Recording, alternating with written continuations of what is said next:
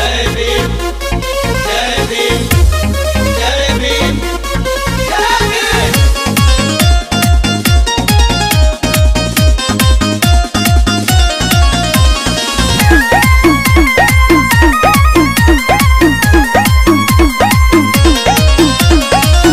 चौदह अप्रैल आई खुशियाँ मनाई जा।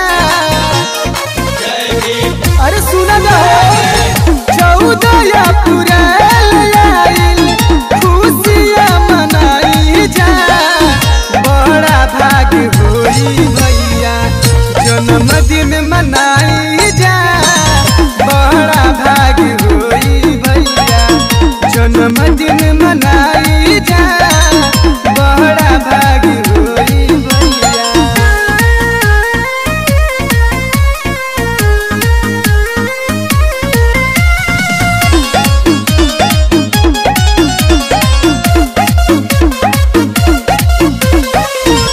भारत के लोगवन के दिशा दिखैले।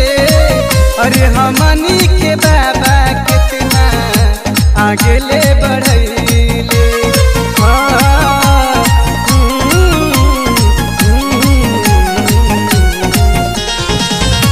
भारत के लोगवन के दिशा दिखैले।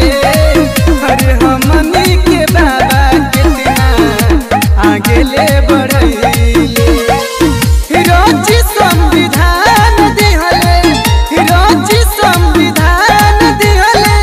अरे नियम बनाई हो।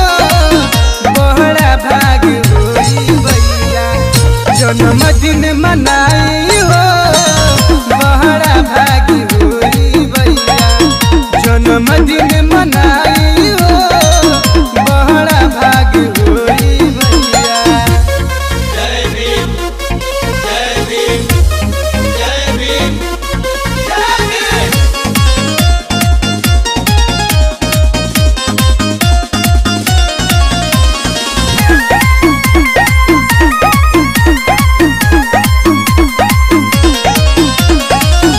सब लोग देता जन्मदिन के बधाई।